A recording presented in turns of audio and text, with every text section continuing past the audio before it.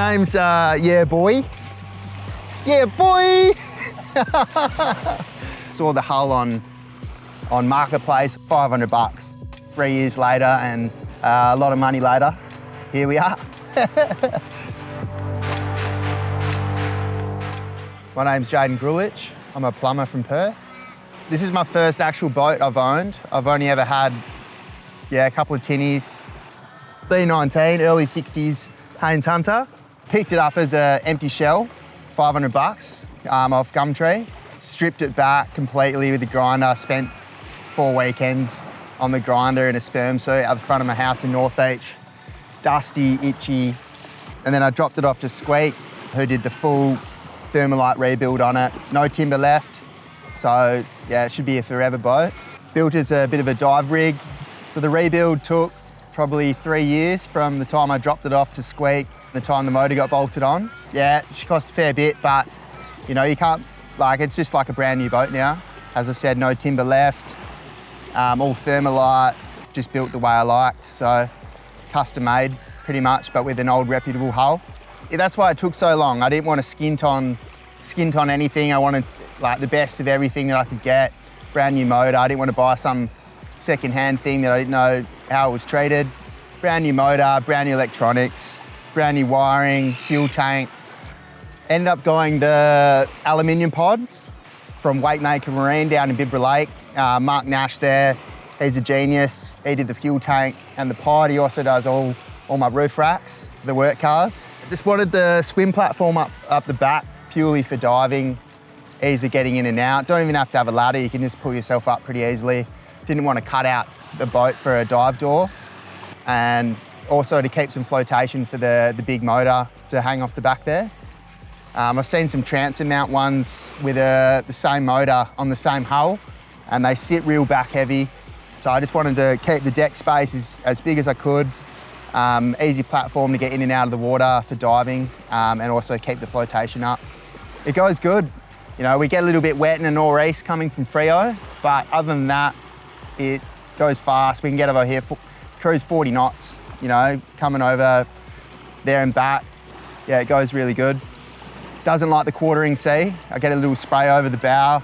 I reckon if the driving position was a little bit further back, it might not get as much spray, but other than that, it's very dry, stable, solid, nice and heavy. Got 300 litres, so yeah, lots of range. It's a new 200 Merc V6.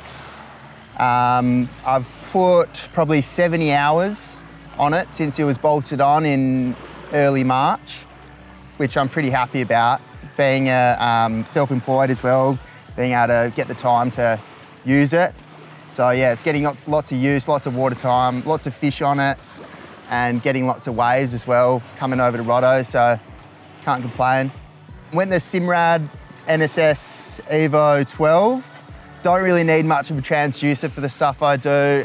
We just went the 3-in-1, the one that came with it. Spearfishing, trying to find some lumps in sub 20 metres, so don't need nothing crazy. Just want to be able to find a route through reef up north and the islands and stuff. And so yeah, nothing too technical there. It's just 2-pack paint. Didn't want to go the gel coat, but he reckons I could get 2 or 3 resprays for the price of the gel coat. But yeah, as a dive and a surfing boat, it's pretty hard wearing. I was surprised at first. I was pretty skeptical and I was real cautious with the paint, but after having it for this while, you know, bang a surfboard into it, guns are coming over, and you know, it's real hard wearing, which I was surprised about the 2-pack, but yeah, pretty happy with it all around. I wanted a wave breaker purely to bring the dash up. When I first got the boat, it just had the windscreen, but the driving position, if you're standing up, was like that. So we put the wave brake on it purely to raise the dash, and he's left it with this lip at the top. Instead of like a sharp corner that's like uncomfortable to grab on, he's put like a routed edge and smoothed it round, so it's like a grippy, ergonomic handle sort of thing. So yeah, pretty happy with it. Yeah, the wave breaker conversation, a lot of people hate the look of it. You know, they reckon that it's butchered the original lines of the boat, but it was practical for me. I wanted that you know, old school deep V with the reputable hull, but I wanted it, you know, customised that it was comfortable for me to drive, you know, fast, upright, and, you know, have, you know, and feel safe. My passion for the V19 probably came from watching one of the captain's videos, that first one you guys did. Yeah, the Dingo. I think that's actually in WA now, up in Exmouth. So I actually self-launched this morning for the first time, which was interesting. I self-launched at Hillary's and then came and met the rest of the gang down in Freo. Met up with the boys, went over to Rottnest, then went for a little cray dive. It was pretty barren ground, but managed to find a couple. And now we're here in Tomo's in front of the pub, having some ceviche. I think the boys are prepping some skippy, put on the barbie with some crayfish rolls, so that should be nice. Couple more beers maybe. If you're thinking about doing a boat rebuild, just double your budget. Find someone that has a passion for it as well, that, you know, is going to put that love and those little finishing touches, you know, like that part of the wave breaker and things like that that are going to make such a difference in the end product.